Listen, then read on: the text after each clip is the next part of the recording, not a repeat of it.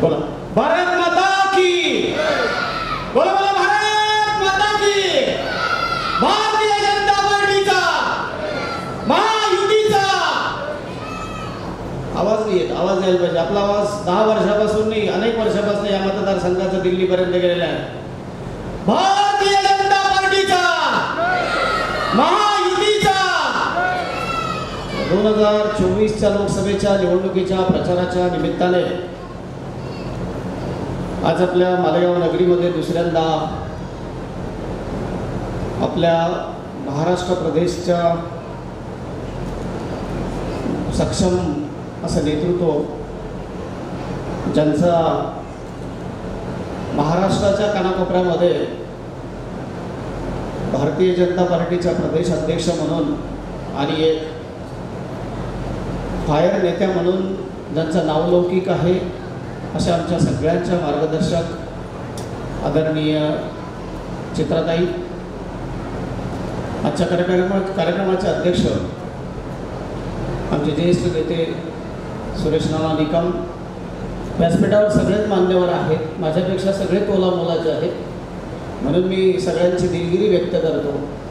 आणि सन्माननीय व्यासपीठ, आणि खऱ्या अर्थाने या मतदारसंघामध्ये तुमच्या सगळ्यांच्या खात्यावर भारतीय जनता पार्टीच्या प्रचाराची आणि महायुतीच्या प्रचाराची धुरा आहे, असं माझे सर्व बंधू आणि भगिनी.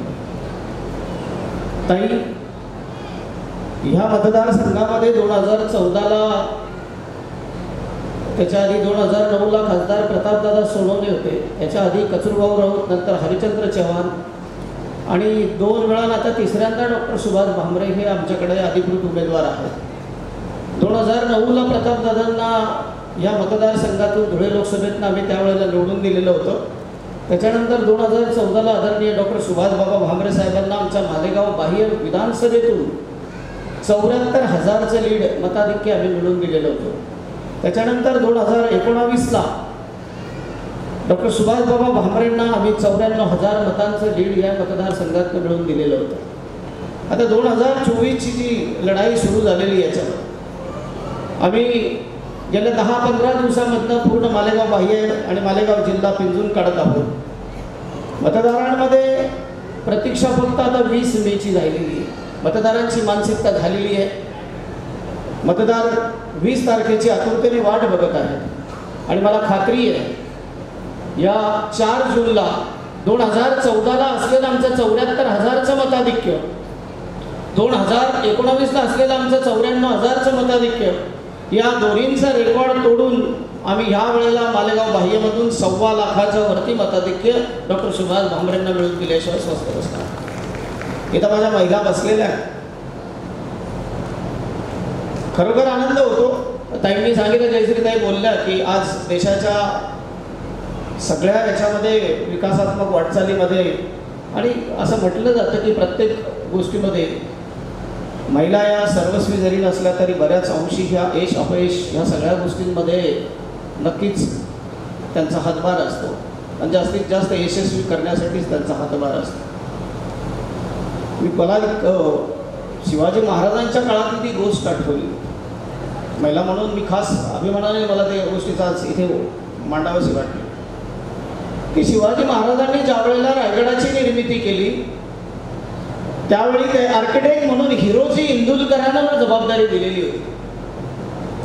आणि अतिशय अभेद्य असा रायगड त्यांनी त्यावेळेला उभा केला. अतिशय देखणा किल्ला, पाहिल्यानंतर कोणी शत्रू त्याच्यावर आक्रमण करू शकत नाही असा किल्ला उभा केला रायगड. आणि एके दिवशी हिरकाणी नावाची महिला त्या रायगडावर चढली आणि दिवसभर ती रायगड बघत असताना संध्याकाळी तिला भान विसरली ती, आणि त्या पहारेकरांनी रायगडाचे दरवाजे बंद केले आणि ती बिचारी तिथे रायगडावर अडकली. आणि ती अडकल्यानंतर तिचं बाळ घरी होतं. तिने पहारेकरांना सांगितलं की काही करा, माझं बाळ घरी आहे, मला एकटीला काही असेल तरी सोडा, मला जावं लागेल. परंतु त्यावेळी किल्ल्याचे जे पहारेकरी होते त्यांना त्यांचे नियम पाळायचे. त्यांनी सांगितलं अजिबात नाही, आम्ही तुम्हाला सोडू शकत नाही. त्या हिरकणीने एका कड्यावर ना घसरत घसरत ती घरापर्यंत पोहोचली. आणि दुसऱ्या दिवशी शिवाजी महाराजांना ही बातमी पोहोचली की हिरकणी नावाची कोणीतरी महिला काल रायगडावर आली आणि दरवाजामध्ये ती तिथे गडावर अडकल्यानंतर तिला दरवाजे उघडले गेले नाही आणि ती कड्यावर घसरत घसरत खाली गेली आणि मग नंतर हिरोजी इंदुरकरांना महाराजांनी बोलावलं आणि विचारला, इंदुरकर तुम्ही खूप मोठ्या बडाई मारून सांगत होते की तुम्ही एक चांगले आर्किटेक्ट आहे, तर तुम्ही असा अभेद्य असा किल्ला उभा केलेला आहे, याच्यावर कोणताही शत्रू इथे आक्रमण करू शकत नाही. मग सांगा ही हिरकणी कस काय खाली उतरून गेली? ताई, अभिमानाने सांगावं असं वाटतं की हिरोजी इंदुरकरांनी उत्तर दिलं होतं की ती महाराष्ट्राच्या लेकराची आई आहे आणि ती आपल्या लेकरासाठी काही करू शकते.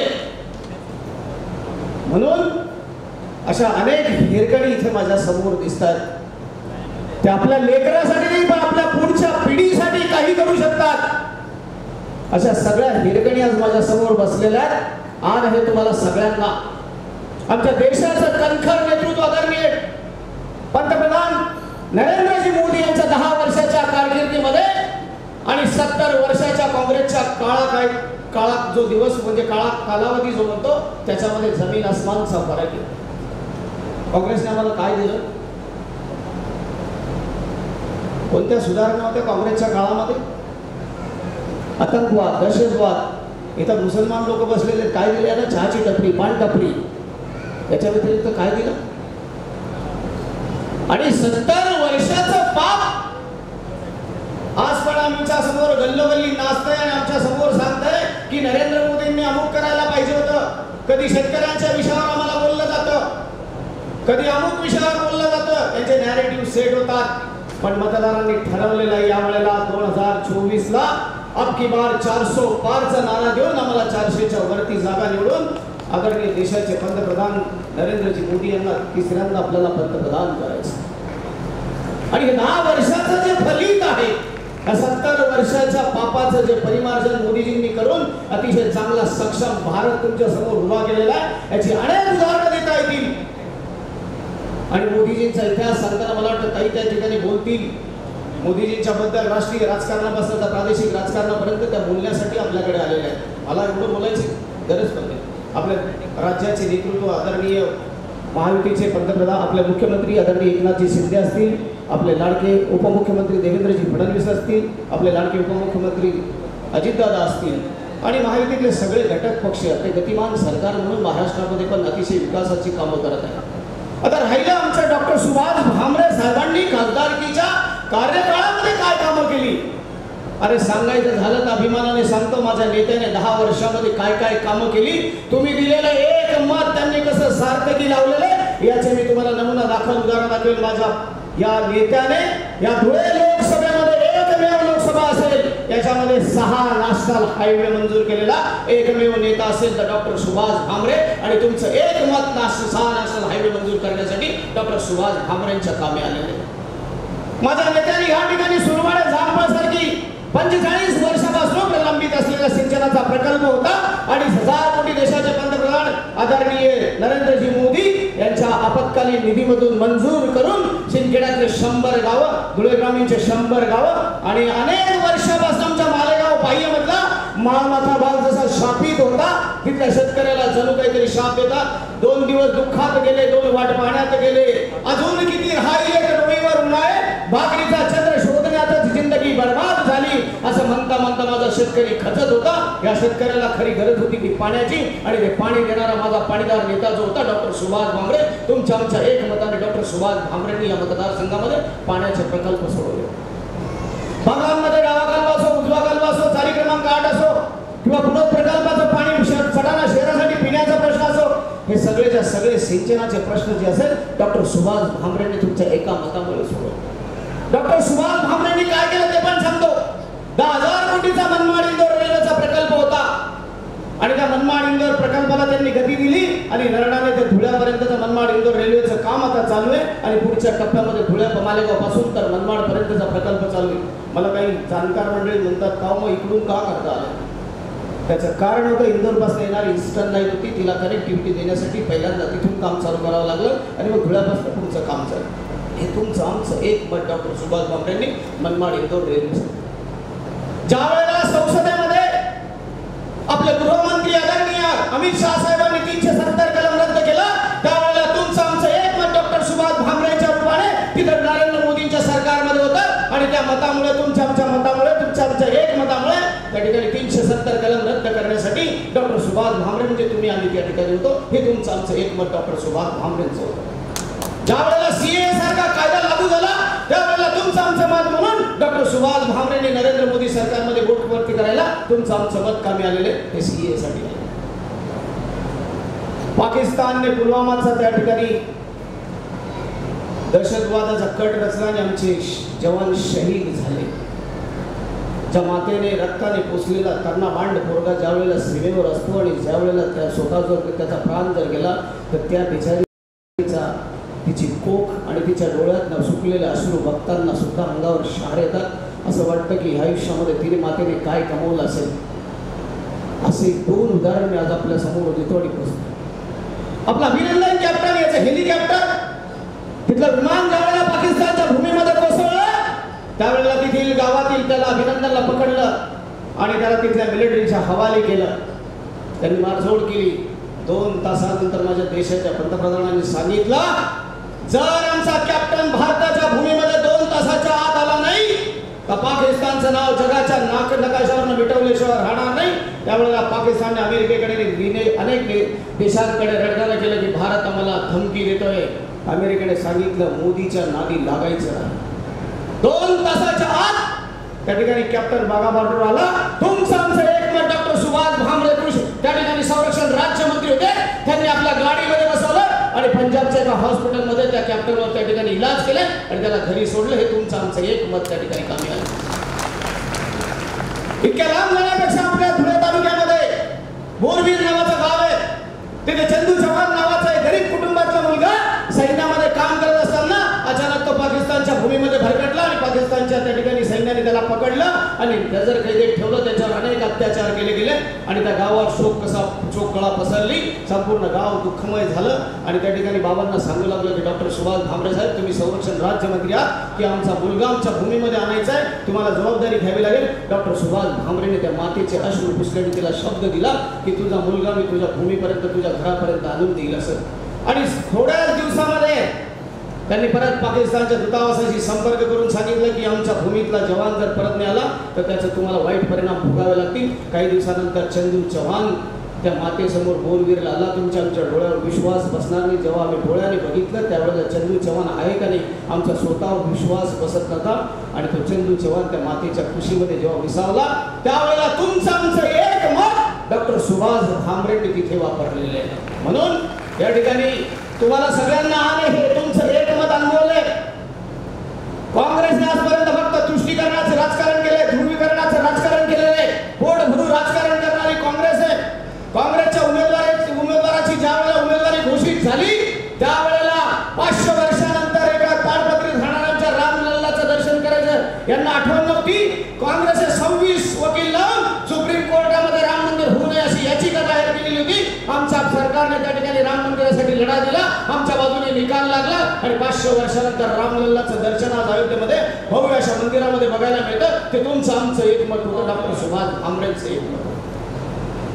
आज त्या उमेदवार ज्या वेळेला मालेगावमध्ये आल्यानंतर त्यांनी तिथे अतिशय महापुरुषांच्या पायावर डोकं ठेवलं. लाज वाटायला पाहिजे तुम्हाला.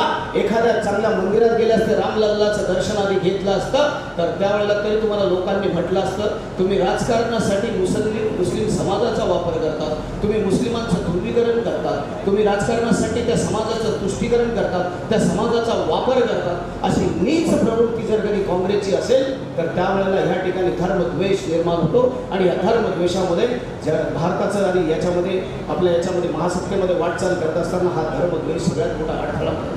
म्हणून मग आपल्याला विनंती करतोय 2047 ला भारत जर कधी जगात महासत्ता करायची असेल, 2029 पर्यंत जर कधी भारत हा जगातली 3री आर्थिक महासत्ता करायची असेल तर तुम्हाला आम्हाला ह्या ठिकाणी नरेंद्र मोदींच्या या ठिकाणी पाठीमागे खंबीरपणे उभं राहावं लागेल. तुम्हाला आम्हाला सगळ्यांना डॉक्टर सुभाष भामरेंच्या पाठीमागे उभं राहावं लागेल आणि या मालेगाव बाह्यमधनं रेकॉर्ड तोड मतदान करावं लागेल.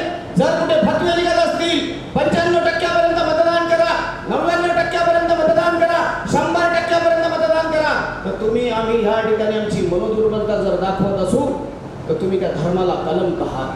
आणि तुम्हाला तुमच्या धर्माची जर धर्मासाठी देव आणि देश आणि धर्मासाठी जर तुम्ही तुमच्या पणाला सर्वस्व पणाला लावू शकत नसेल तर तुम्हाला जगण्याचा पण अधिकार नाहीये.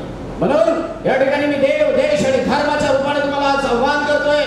येणाऱ्या 20 मेला पण सगळ्यांनी बूथवर सकाळी उठून जेवढं शक्य आहे, मी तर म्हणतो 100% मतदान हे प्रत्येक बूथवर झालेलं दिसलं पाहिजे. आणि या ठिकाणी भारतीय जनता पार्टीच्या उमेदवार त्याची कमळ निशाणी 3 नंबरचं बटन आहे, ते बटन दाबून ते मशीन खराब झालं पाहिजे इथपर्यंत बटन दाबा. एवढं मतदान आपल्याला करायचं. 1.25 लाख का 1.5 लाखाच्या वरती मताधिक्य आपल्याला मिळवायचंय.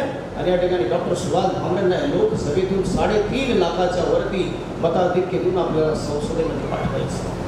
हेच इथे विनंती करतो. बोलायला मला संधी दिली त्याबद्दल मी सगळ्यांचा आभार मानतो.